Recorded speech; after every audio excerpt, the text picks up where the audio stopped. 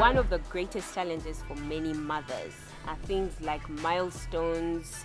Your child is supposed to walk the same age. You got pregnant with your friend. You are even in the same hospital with the same doctor. But their child is walking, yours is not walking. This one is talking, yours is not talking. Or yours is talking, and we like coming together and starting to tell each other, oh, can you imagine what my son did? And you are dying inside there because your child hasn't yet crawled. What has been your experience with this phenomenon of comparisons when it comes to milestones?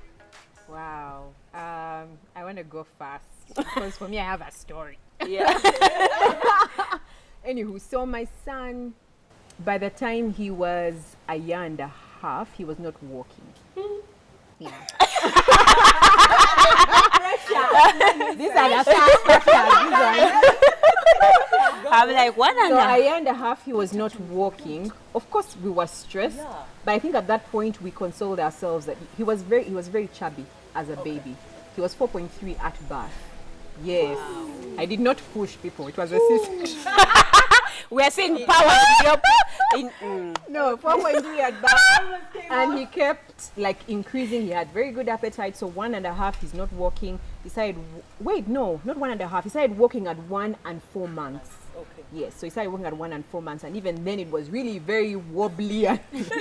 But we were excited. We're like, yeah, then the talking. My son was doing gibberish. Still does gibberish, by the way. He's 4. Yeah. Okay. There is speech, but there is still gibberish. So we were very concerned about that. And then there were other things that we noticed. And my mom said, you know what, I think we need to take him to see a doctor, a pediatrician, but one who is more specialized in like brain development and all of that. So one of the things that we noticed is he avoided eye contact. He didn't look straight into people's eyes. He never responded to his name. He preferred socializing by himself. Yeah, so there's a group, and he used to spend a lot of time at my mom's where there were other children because my mom has a daycare. So he would go there and he would be in the sandpit, but in the corner by himself doing his things. Other kids are playing Ringa Ringa Roses. Nah. He would be excited about it, but from outside the circle. Yeah. Okay. So, but yet he liked to sing. I mean, he would recognize both me and his dad. But there were those little things that we were like, you know what, we need to see a doctor. Anyway, we saw a doc and he was diagnosed with ASD. It's, autism spectrum disorder. But you know, like any condition, there's like a spectrum. So there's like really, really bad and then there's like mild. So his was more to the mild and we caught it early. And so we started him on like intervention. So speech therapy, you know, practitioners, behavioral therapy, practitioners who know and understand that this child is special and they need some sort of help getting out of their shell. And so because of that, it has affected the way he doesn't speak as much as, say, Bianca, who is same age. Yeah. Bianca is 4, right? Yeah. So he doesn't have a full vocabulary, but we have come from so far. Yes. So far that he can say, Mommy, get out of bed. You know, it's time for breakfast. Yeah. And then there'll be gibberish. Or Daddy, we are going to swim. Or Daddy, put on your shoes. That sort of thing. So for me, when people are talking milestones, I'm like, I'm really not in your league. Like, for me, I'm like on a completely different level because there was that sort of setback. You'd never know.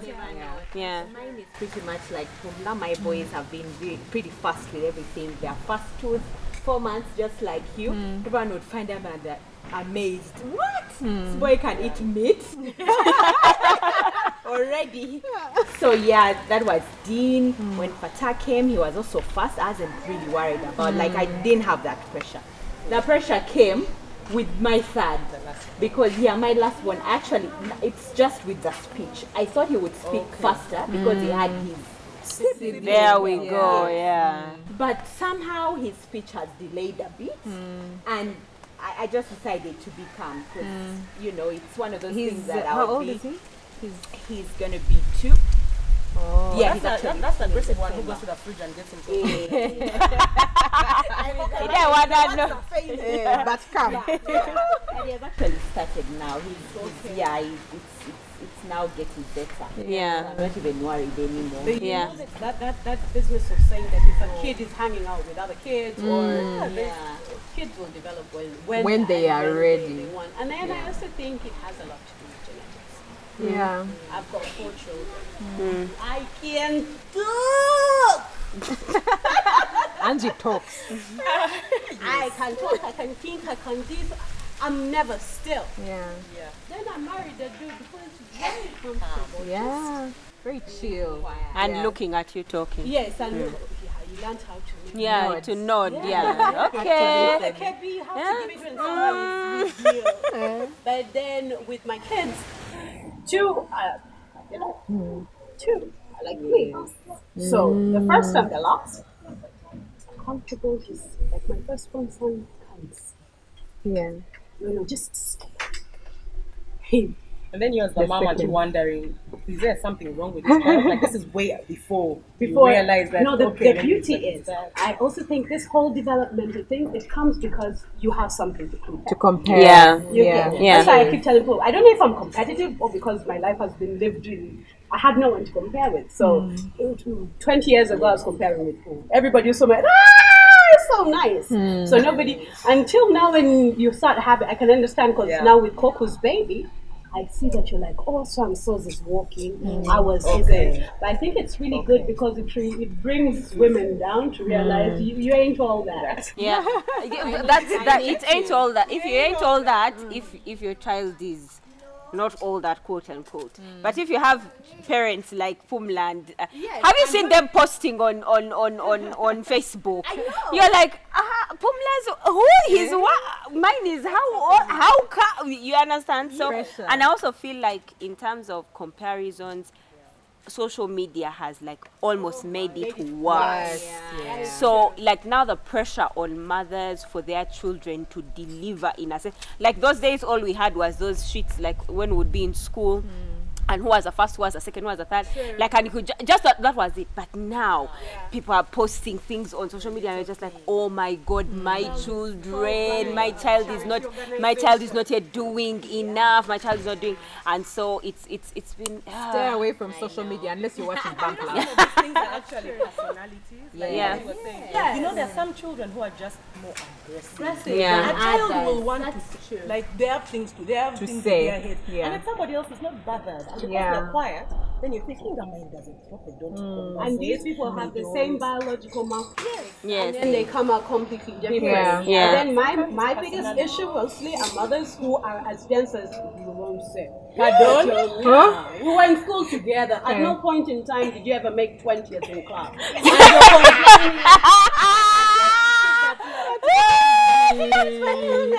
Then when you go back to their sheets, Yeah. you are not there.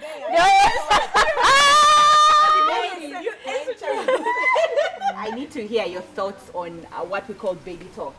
Gibberish. Gibberish. We've had a heated discussion with Manuela, so you go. Why me? I want to hear this. Okay. Okay, so I've always been a firm believer in seeing children as Children. humans. Oh, No, as not humans. as human beings. No, as human beings, knowing fully well that they have a developed brain, they have thoughts, they have feelings, and they're looking for ways to express them.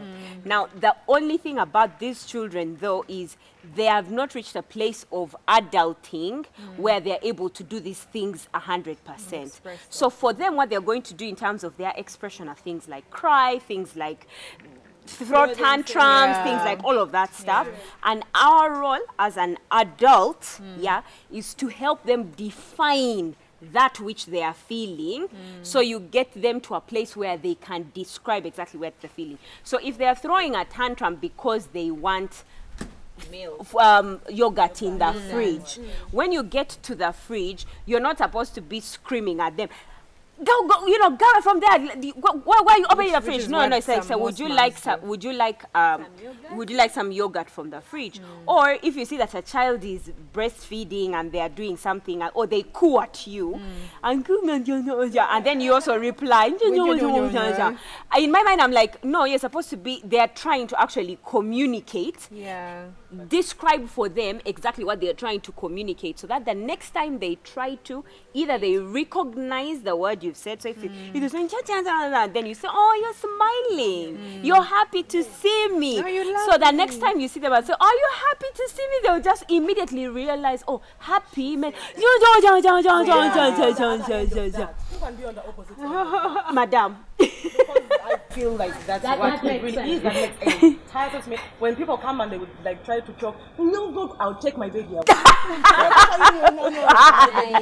English. Yes. Why the language that you learn? English or vernacular or whatever. He's going to learn how to. It's not Wait. about him learning. It's not about him learning early. It's about you being able to Communicate. to translate his feelings, emotions, and Into expressions words. in a verbal way, in a communicable way. What is, we're not talking to him. You're not telling. To get there either way. It's about that My everybody else question, let understands. me ask. When you say no, and you answer, oh yes, are you smiling? Do they speak fast? No, we didn't say that. Do they get the Actually, let me actually say something. They do speak When you faster, talk to and they do get the message faster. Yeah. Even if they don't speak faster, they get the message faster, because then you have less children having tantrums when they are two. Those ones are terrible twos. Doesn't That exist. doesn't exist in Be- my house, and we never did it. We did the baby language. no, you did. No, you did. You don't. No, you did. She did not. She doesn't know how to do baby talk. In Trying to imagine you doing baby talk. It's not coming. Oh, because you think my babies were born like the other Can side. I say though? Yes. I think, like Angie, that there is a place for baby talk. Not entirely, because I believe that when you're speaking to the child, even in their infancy, you are building on their vocabulary, so that eventually when they start to speak, they're not going to start speaking things that they're hearing then. The vocabulary is being inbuilt as you speak to them. But I think that there is a place to sort of come down to their level. And go, But no, that's not being down on their level. That's not, thank you. That's not being on their level. Guys, remember, that's not being on their level, because the only thing what they're trying to do at that point is to do exactly what you usually do when you're talking. So they're actually trying to do exactly what you're doing. But what comes out, guys, no. Yes, they do. They understand even faster and comprehend faster. For example, when I'm learning a new language, I mimic. You understand me? But when I'm in my comfort zone, I want to speak whatever language I am good speaking, and that could be baby language. That doesn't mean that I won't get to the point whereby You'll I'm have just to use saying, the baby if language. babies are babies, let them speak whatever. We're allowing them to speak whatever. But you're an adult. Because if you have a problem with them talking like adults, then you should have a problem with adults talking like babies. Exactly. My I baby say is it 3 again the months. Why next am I time, having a let discussion me tell with you, them? this communication of you being able to talk, it's not really a two-way street. It's mostly one way. So that the next time you say it, your child understands, gets an idea of what you're saying. I'll give an example. I like to bring up this yogurt thing. Yeah. If you're the baby, they want yogurt. Yes. But they can't say it that they want yogurt. And then you may not know what they want, but they may point, they may do something. Then you make a point. Then you walk to the fridge. Yes. And then you ask, yogurt? Yes. Or banana? Yes. Or what? And then they'll say yes. Yes. The Because next there's time been the a banana trend, doesn't have to be Auntie, there. that's a thing that you have to create a pattern. A trend with him pointing or showing. She knows when he wants yogurt. Not exactly. No. Not exactly. You don't just go far. Like if your child, is agitated about something, you go further to understand why they're like this. You go ahead and stimulate them, read them books, help them, and just have them be better. Like let them not be these ordinary ones. Let them stand out. Come on now. Be extraordinary. If your child that 5 can't read a book, mine will read a book. We're back to milestones. I think it's just parenting with a purpose. But when you go and say something like, not the way our parents were raised, I think our parents did an awesome job. They ECD. The only difference is that the word wasn't coined. So we shouldn't think ECD is something that is out there. It's about parenting with purpose, but parenting all the same. And I think we're all doing it. Yeah. I mean, in terms of my personal opinion, coming from what she's just said, I feel like for us, what happened, us growing up, the world ECD'd us, not necessarily our parents. So for example, like when we got out to play, like we went and climbed trees, we went and made dolls out of fiber grass, and grass. we made our own bowls, we made, like all of those things. So in a certain way, we ECD'd like ourselves. So the environment is the one that did it. I don't know if that was early childhood development. I think it just happened for us. But now in terms of early childhood development, it's actually an intentionality. I like the word that you said, intentional, of the parent driving a certain direction for their child mentally, physically, emotionally, all of those things. So because of what has happened with the world. So like now, you don't have enough green grass for all the children to run through. We are living in flats and apartments. So now it's you as a parent saying, my child needs to run in the grass, and seeing the importance of them running in the grass, then creating that time for it, to the point that you go get your child, quarrel with KCCA that all the grass has been cut in your area, and you let your children run, or you let your children get dirty. We speak to Lydia Tumusime in our next episode to find out what exactly this early childhood development means practically, and how us as parents in our homes can do this for our children. Or is it even useful? Is it important? Aren't we okay even having been ECD'd by the rest of the world? See you next time on Bump Love.